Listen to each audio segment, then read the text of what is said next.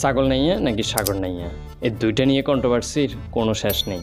কেউ বলছে ছাগল মার্কায় ছাগল নাইয়া বাদ দিয়ে সাগর নাইয়া করা হোক, আর অন্যদিকে কেউ বলছে যে ছাগল নাইয়া নামের কোনো অর্থ নেই, এটি একটি অর্থহীন নাম। এই দুই দলের কষাকষিতে মাঝখান দিয়ে চিন্তায় পড়ে গিয়েছে জনগণ। জনগণের birth certificate, driving licence, NID এবং কি পাসপোর্ট সহ বিভিন্ন ডকুমেন্টারিতে আজ পর্যন্ত ছাগল নাইয়া নামটি ব্যবহার করে এসেছে। এখন যদি ছাগল নাইয়া নামটি বাদ দিয়ে সাগর নাইয়া করা হয়, জনগণের এত সব ডকুমেন্টে এই নামটি কে পরিবর্তন করবে ভাই? যারা বিদেশ ভ্রমণ করেছেন অথবা যে কোনো দরকারে পাসপোর্ট বানাতে গিয়েছেন, তারা অবশ্যই জানেন যে আপনার নাম, গ্রাম বা ইত্যাদিতে যে কোনো বিষয়ে যদি একটা লেটার যদি অমিল হয়, একটা অক্ষর যদি ভুল হয়, তাহলে কী ধরনের সমস্যা বা কী ধরনের হ্যাসেল আপনাকে পড়তে হয়। তাহলে সেই ক্ষেত্রে স্বয়ংসম্পূর্ণ একটা উপজেলার নাম যদি পরিবর্তন হয়, তাহলে আপনাকে ইমিগ্রেশন কমপ্লিট না করে বাসায় ফিরে আসতে হবে। রাইট? Absolutely right. যেখানে একটা লেটার ভুল হলে, একটা অক্ষর ভুল হলে ইমিগ্রেশন বা যে কোনো ধরনের সরকারি কাজে এত সমস্যা, সেইখানে একটা উপজেলার নাম যদি চেঞ্জ হয়, সেখানে তো এই কাজটা অনেক কঠিন একটা কাজ। তবুও অনেকে বলছে যে আমরা কেন এই অর্থহীন নামের উপজেলায় থাকব, আমরা কেন এই অর্থহীন নামের উপজেলাটা অন্য জায়গায় বলতে বা নতুন কাউকে বলতে গিয়ে আমরা লজ্জাবোধ করব। তাহলে আসুন এই নামের অর্থ জেনে নিই।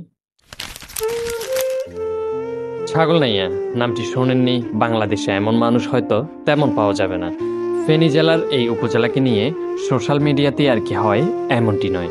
অনেকে হয়তো জানেন না, ভারতের ত্রিপুরা রাজ্য সংলগ্ন এই উপজেলাটির পিছনে রয়েছে দীর্ঘ এক ইতিহাস। ইংরেজ শাসনামলে দাপ্তরিক নথিতে সাগরের আরের জায়গায় ভুলবশত এই লেখায় সাগর নাইয়া থেকে ছাগল নাইয়া নামটি হয়ে যায়। তবে ছাগল নাইয়া নামটি, ছাগল হচ্ছে যে একটি প্রাণীর নাম, আর নাইয়া হচ্ছে যে মাঝি। তাহলে ছাগল মাঝি, অর্থাৎ আমরা বুঝতে পারছি যে এই ছাগল নাইয়া নামটি কোনো অর্থবোধক বা গাঠনিক ক্ষেত্রে এটি কোনো শুদ্ধ এবং সুন্দর নাম নয়। অন্যদিকে সাগরের চর জমে সৃষ্ট অঞ্চল বা এলাকা যেটা তৈরি হয়েছে সেটা হচ্ছে যে সাগর, আর নাইয়া অর্থ হচ্ছে যে মাঝি বা নাবিক। সুতরাং ছাগল নাইয়া থেকে সাগর নাইয়া অর্থ হচ্ছে যে সাগরের নাইয়া বা সাগরের মাঝি, বা এটা হচ্ছে যে ছাগল নাইয়া থেকে অনেক যুক্তিযুক্ত, সুন্দর এবং অর্থপূর্ণ নাম। তাই জনগণ চায় যে ছাগল নাইয়া থেকে সাগর নাইয়া নামকরণ করা হোক, এবং কি ইতিমধ্যে কিন্তু ছাগল নাইয়া থেকে সাগর নাইয়া বাস্তবায়ন কমিউনিটি বা একটা গ্রুপ, একটা সংগঠন তৈরি হয়ে গিয়েছে। আমি ওই সংগঠনের সাথে কথা বলেছি এবং তাদের কাছে গিয়েছি। তারা সব কিছু ঠিক আছে বলে যে আমরা ছাগল নাইয়া থেকে সাগর নাইয়া চাই। তো আমি তাদেরকে প্রশ্ন করলাম যে ভাই দেখেন, আপনারা যেটা শুরু করছেন ছাগল নাইয়া সাগর নাইয়া, তো এই ক্ষেত্রে আমাদের কোনো নেই, ঠিক আছে? তো এখন মানুষের মাথায় যে ছাগল নাইয়া সাগর নাইয়া যেই একটা বিভেদের মধ্যে পড়ে গিয়েছে, আমাদের এনআইডি কার্ড, পাসপোর্ট, এগুলোর কি হবে? এবং কি তারা আরও একটা উদাহরণ দেয় যে অন্য একটা জেলার নাম নাকি চেঞ্জ হয়েছে, তো সেক্ষেত্রে কোনো অসুবিধা হয়নি।